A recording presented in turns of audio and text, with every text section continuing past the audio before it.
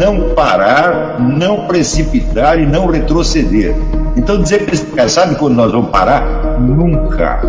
Nunca na sua porca vida.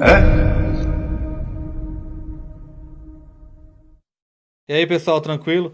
Então, antes do vídeo, quero falar para vocês que lá na nossa comunidade aqui do YouTube tem todos os links para quem quer adquirir esses livros. Tranquilo? A gente deixa tudo lá para vocês, só clicar no link e adquirir o livro. Tem alguns desses livros que a gente tem ele PDF, está lá na nossa comunidade do Telegram. O link está aqui na descrição do vídeo e todas as nossas redes sociais também. Então segue a gente nas redes sociais, se inscreva no canal, comente, compartilhe, curta, que isso é muito importante pra gente. E quem puder, apoie o nosso canal. Os links estão aí na descrição. Tem apoio, tem vaquinha, tem a nossa conta aí, tranquilo? Então é isso aí, fique com o vídeo. Sempre com Deus, pátria, família e liberdade. Valeu!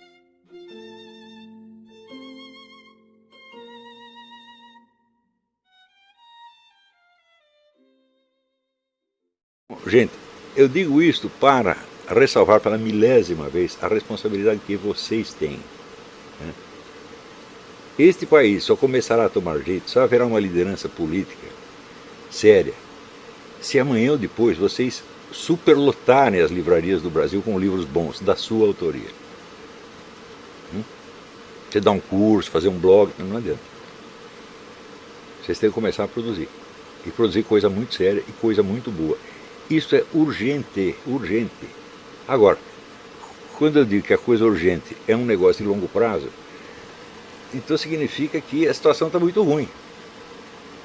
Não é só, precisa arrumar um tratamento já, mas o tratamento vai levar 3 anos para chegar.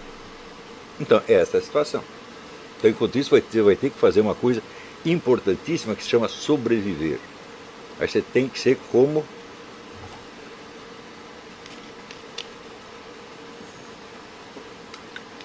o dramaturgo Gerhard Hauptmann. E durante a guerra todo mundo fugiu da Alemanha e ele ficou lá dentro. Ninguém sabia, ouviu falar dele. Ele sumiu. Daí quando terminou a guerra, o cara perguntou para ele: o que você fez durante todo esse tempo? Ele disse: eu sobrevivi. Então, isso já é fazer alguma coisa. Quer dizer, onde você não pode agir, mas você pode sobreviver, e durante a sobrevida você se fortalece, e fortalece, e fortalece, e fortalece. Sobretudo se fortalece preparando-se para enfrentar o pior com um sorriso nos lábios. Eu digo, vamos supor que vier amanhã um bando de petistas, eu não vou levar você para o pelotão de fuzilamento. Eu diria, é um prazer, meu filho. Quer dizer, eu aceito isso aí. Eu não tenho nenhum medo da morte, zero de medo da morte, zero, zero, zero, zero, zero. Se eu ainda tivesse medo da morte com 68 anos, eu seria um idiota. Você pode ter medo da morte aos 12 anos, 13 anos. Né? Quando você tem uma vida inteira para viver. Eu tenho uma vida inteira para morrer. Não é isso? Então, você tem que estar preparado para isso. É o negócio dos Founding Fathers. Você tem que sacrificar sua vida, seus bens, sua liberdade e sua honra. Ah, honra não. Os caras vão me xingar, pô. Vão rir da minha cara. Tá bom, mas vocês não riem da minha. E qual é o problema? Eu também rio da deles. Isso não dói. Às vezes eu fico consternado por ver assim, a burrice e a baixeza dessas pessoas. Mas que isso realmente me ofende, me magoa, eu falo, não, me magoa se a Roxane falar essas coisas de mim, se o Pedro falar essas coisas de mim, daí sim. Mas esses caras, pelo amor de Deus, pô, o que eu vou esperar deles? Isso não tem nada a ver com a ideologia política. A burrice e a ignorância não é monopólio da esquerda. É monopólio de qualquer pessoa que presume além das suas forças. Não é isso? Então, bom, se você ver, eu durante 20 anos eu fiz análise da situação política brasileira e invariavelmente fiz as previsões acertadas. Invariavelmente. Às vezes não dá certo exatamente no prazo, não é isso? Por exemplo, numa das eleições eu disse que o PT criaria um sistema de controle total da opinião pública. Daí passou 2 semanas, ele não criou, alguém falou, tá vendo, estava errado. Eu falei, espera um pouquinho, você vai ver. Saber o prazo exato, falei, bom, aí só Deus sabe. Aliás, eu queria fazer um parênteses sobre isso aí. Aqui nos Estados Unidos a gente lê muitas análises apocalípticas. A gente pega os negócios da Bíblia e vê o que está acontecendo agora. Então, olha, regra geral, infalível, princípio de interpretação bíblica. qualquer semelhança que você veja entre fatos da Bíblia e fatos do mundo corrente é somente analógica, sempre. Analogia é uma mistura de semelhanças e diferenças. Então, isso quer dizer o seguinte, a analogia existe para despertar a nossa inteligência, para fazer a gente ter mais imaginação e para despertar novas intuições. É para isso que ela existe. Ela nunca é prova de nada. Uma analogia não pode ser prova, meu Deus do céu. Porque a analogia prova uma coisa e prova a contrária. Não é isso? E aqui, a mania de previsões apocalípticas chega a tal ponto que os caras já sabem em que capítulo do Apocalipse nós estamos. Mas para você saber em que capítulo, você precisa saber onde a história vai terminar. E onde a história vai terminar? Jesus Cristo disse que não sabia, meu Deus do céu. Ele disse isso aí só Deus Pai. Eu sempre interpretei assim, como Jesus Cristo é o Logos divino, a inteligência divina, e Deus Pai é o poder divino, a onipotência divina, o fim do mundo não será uma decisão lógica baseada no Logos. Será um ato livre de Deus Pai Todo-Poderoso.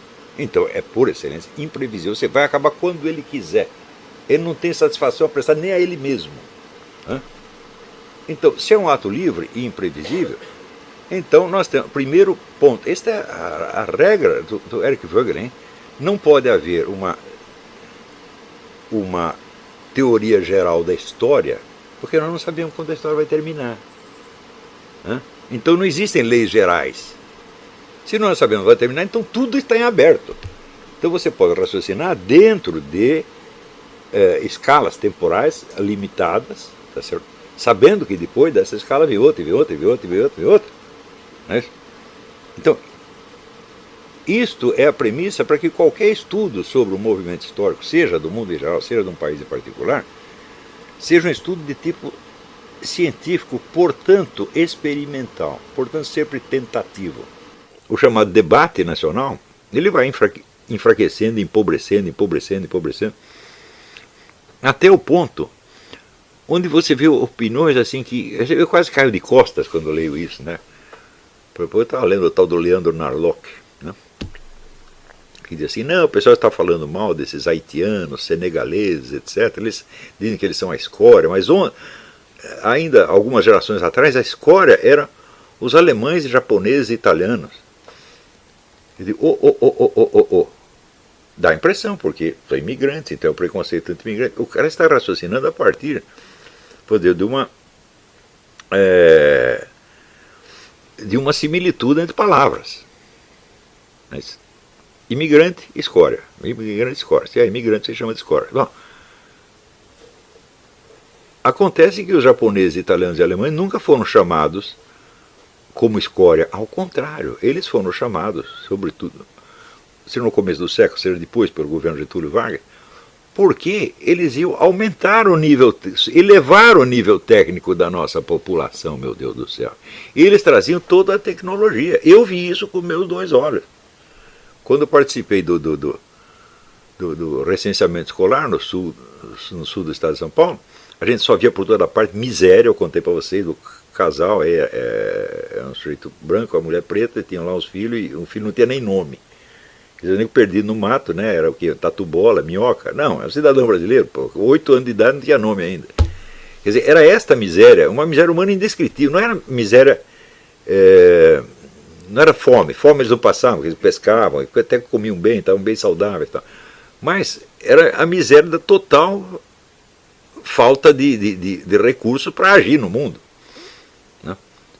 E depois de vários dias no mato, vendo aqueles caiçara tudo ferrado, né, tudo de pé no chão, cheio de bicho de pé, né,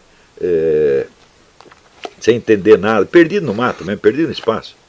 De repente encontramos um castelo de madeira, onde o imigrante japonês abrigava uma família de 40 membros, e onde nos ofereceu um jantar pantagruélico ali. Também tem um outro episódio, foi contado pelo coronel Gustavo Borges.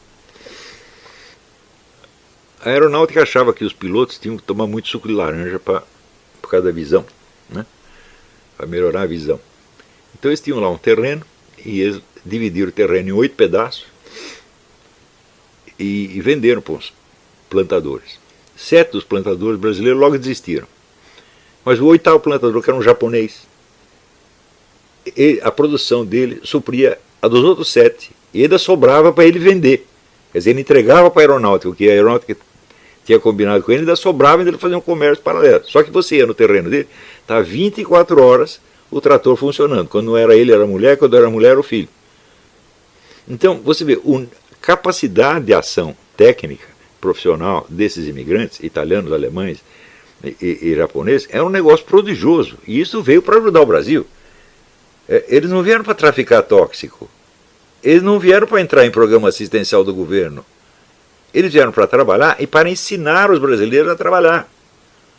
Quanta gente, né, não foi civilizado por alemão, né? Eu, assim, o meu primeiro emprego foi com o alemão, o senhor Karl-Heinz Lochmann, que me ensinou um bocado de coisa, né? Segundo emprego foi com uma família de judeus russos. Também me ensinaram um bocado de coisa. Então, esta gente, russo, judeu, alemão, japonês, veio para civilizar o Brasil. Né? Não veio para ficar se arrastando na rua cheio de cocaína na cabeça, tá certo, para cometer crime e entrar nos projetos assistenciais do governo. Então, o paralelo que o sujeito faz é inteiramente verbal. Enquanto paralelo verbal parece que está certo. Se o sujeito é imigrante, você chama de escória. Então hoje são os haitianos, os senegaleses, ontem era o japonês, o italiano. Digo, mas como é possível o nego escrever sobre uma coisa da qual ele ignora tudo? Tudo. É o Narloch, é imigrante também. Né? De onde é Narloch? Né?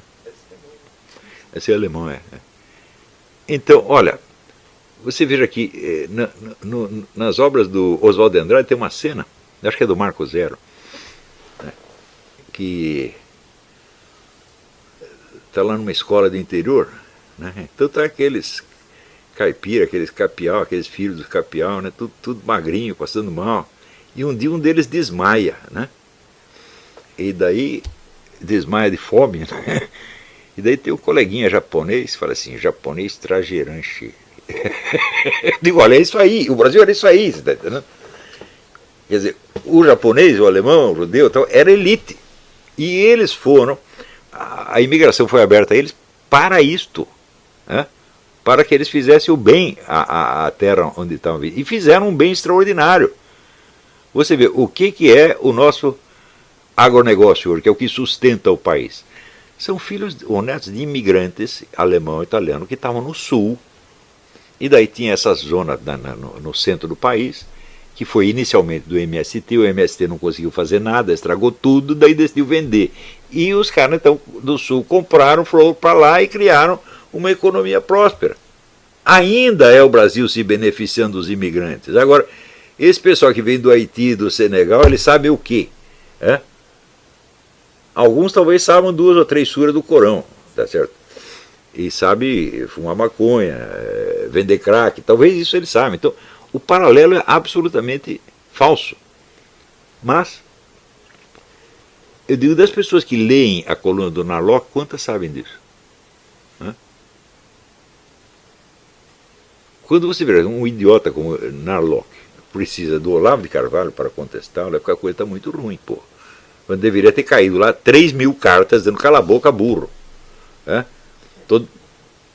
Quem sabe um pouco de história do país no século XX sabe que essa analogia é totalmente falsa, é demagógica.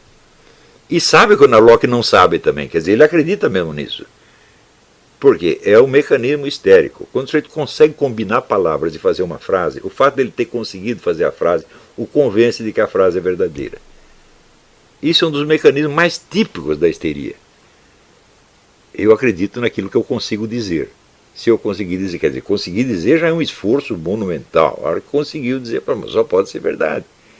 Quer dizer, é o efeito, vamos dizer, persuasivo da mera estrutura gramatical. Quer dizer, com o pensamento das pessoas, assim, ele é fluido, e o pré-verbal, na hora que consegue ter expressão verbal, é uma vitória tremenda, né? E é quase como uma revelação divina, né? Então, é neste estágio que nós estamos. Eu asseguro para vocês que pelo menos 80% das opiniões que eu leio em jornal são feitas assim. O sujeito combina umas palavras e ele acha, ficou legal, deve ser verdade. Né? Um característico exemplo é o tal do seu Mauro Iazzi. Eu publiquei um artigo sobre o Mauro Iazzi, dizendo que ele chama de metáfora, aquela poesia do Bertolt Brecht, do operário que diz para o burguês, não, já que você é um homem bom, nós vamos fuzilar você com uma boa bala, fazer um buraco com uma boa pá e enterrar você na boa terra. Né? E ele diz, não, mas isso foi apenas uma metáfora. Eu digo, mas isso não é uma metáfora. Metáfora é quando uma coisa significa outra totalmente diferente. Mas, no caso, o proletário e o burguês que estão ali conversando, eles não representam coisas diferentes, eles representam a sua própria classe. O proletário representa o proletariado e o burguês representa a burguesia. E isto não é uma metáfora, isso é uma metonímia, porque é a parte que representa o todo. Você desfazendo a confusão de metáfora e metonímia, fica claríssimo que o sentido da afirmação do Mauro Iazzi é um apelo ao genocídio, não ao homicídio. Ele está se mencionando um homicídio que, ampliando do proletário para o proletariado e do burguês para a burguesia, o homicídio vira o quê? Genocídio. Então ele está pregando o extermínio total da burguesia. Não é possível ter outro sentido. Mas ele mesmo, né, ele se confunde meio espontaneamente, meio de propósito, dizendo que é uma metáfora.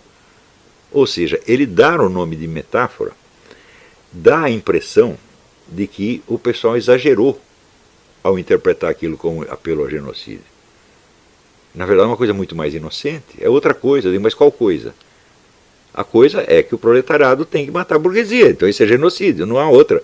Não é possível haver outro sentido. Só que em seguida vem a UFRJ oficialmente dando apoio ao Mauro Iazzi. Portanto, não é só ele que não sabe a diferença de metáfora e metonímia, é a UFRJ inteira. Só que a diferença de metáfora e metonímia não é uma questão de pura nomenclatura gramatical. Porque eles podem ligar isso, mas não tem importância, chamou de metáfora, de metonímia, dá na mesma, de elipse, de hipérbole, pode chamar do que quiser. Você tem que entender o sentido que ele disse. Né?